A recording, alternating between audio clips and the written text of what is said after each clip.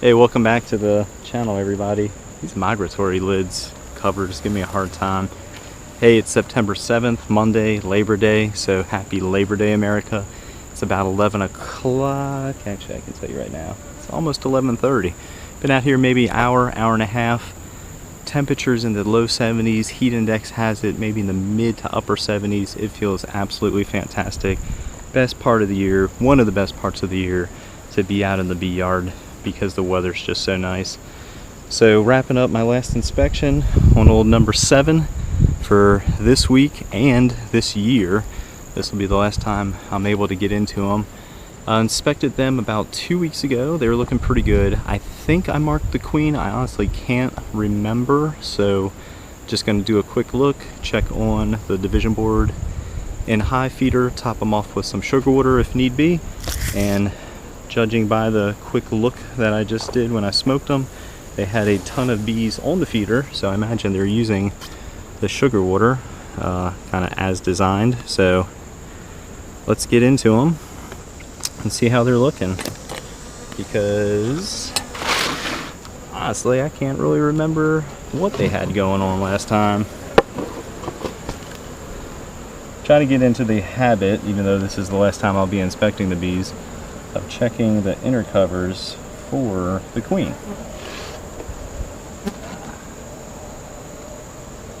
So don't see her there. Let's give them some light smoke. Some all-natural pine needles found right here on the ground coming into the bee yard. So kind of a small advantage to not having bees on a grassy area. I can just grab some pine needles off the ground and light up the smoker.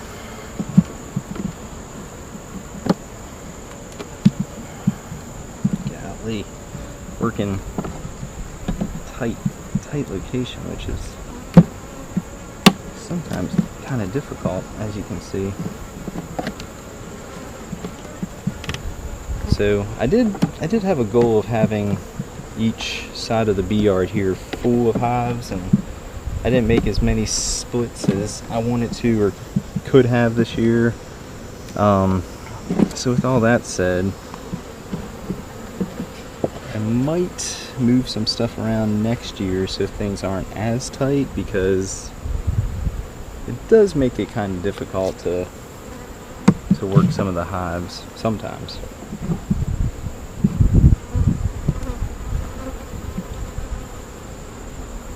That looks like more so of a food store on that side. There's my flashlights right here. Just to double check, because this comb is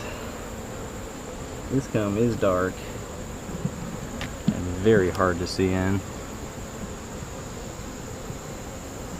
Yeah, it's more of a food store, really. Alright.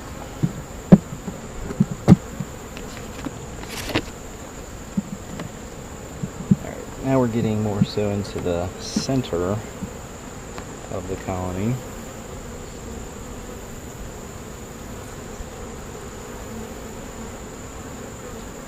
That looks like a lot of food on that side as well.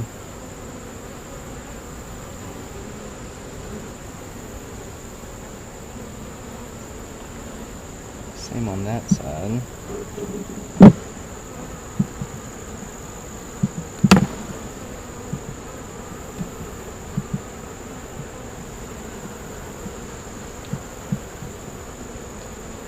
Get some capped brood. There's the queen right there. I'm actually going to cage her just so I can move through the rest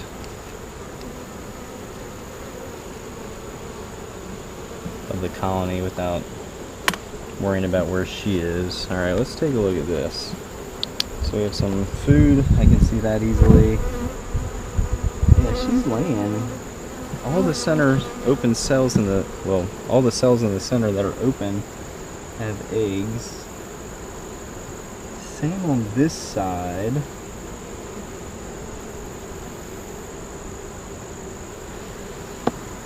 So she's building the brood. I just hope they have enough time, really, because historically, October, we usually get a cold snap. I mean, not much. Like, I'm not talking snow or anything. I'm just talking about some cold weather sets in. Yeah, I mean, there's eggs, pupated larvae, eggs. I mean, yeah, this side too is about to blow up. Same thing on this side as well. So they might be okay. They don't have as many frames drawn as you would like to see, but the frames they do have brood on does look pretty nice. What do we have? I don't know. I might grab a 5-frame nuke. Yeah, I might drop them. I think I'm gonna drop them into a nuke. I moved them. I believe I moved them into a 10-frame. Well, 2 to 5 weeks ago, because the previous inspection was, I think, 3 weeks before that, and they just haven't developed as much as I thought they would. So yeah, actually, let me do that. That will make me feel better going into winter. So this is kind of what happens, though. Let me the camera's okay. I'm just gonna put them in order. So this will be, actually, let me turn around the box.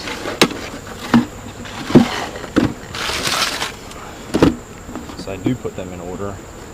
So now I had it positioned, I was gonna have to think about how to turn it and everything else, and I really just don't want to do that. Alright, so that's that. Let's see. I think they had brood. Yeah, that has brood. This one should be a good one.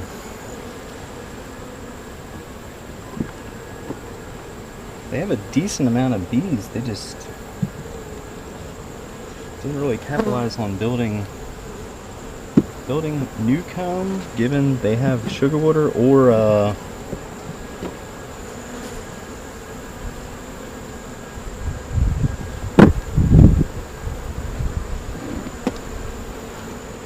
building new comb or expanding the brood chamber, really. Alright, I'll mess with this later. Let's see, let's put the queen up here. Sugar water, not really worried about it, honestly. Let's get this out of the way. I'll put this on the ground in front of the hive.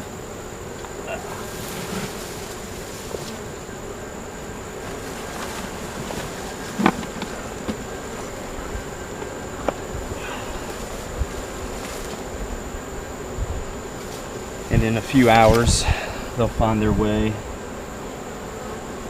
from the 10 frame into the 5 frame here.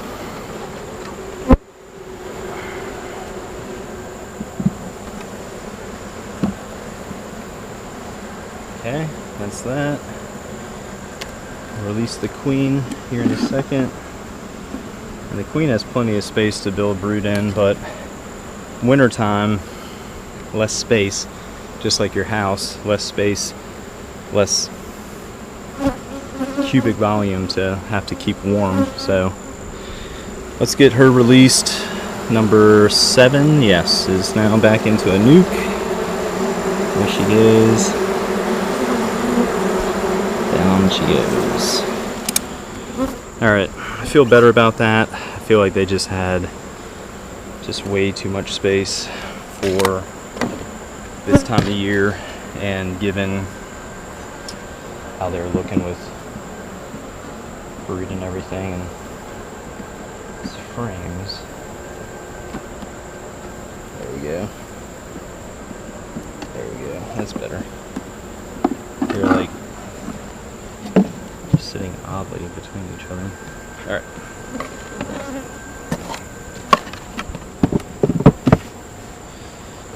Alright, that does it for number 7. Back into a nuke.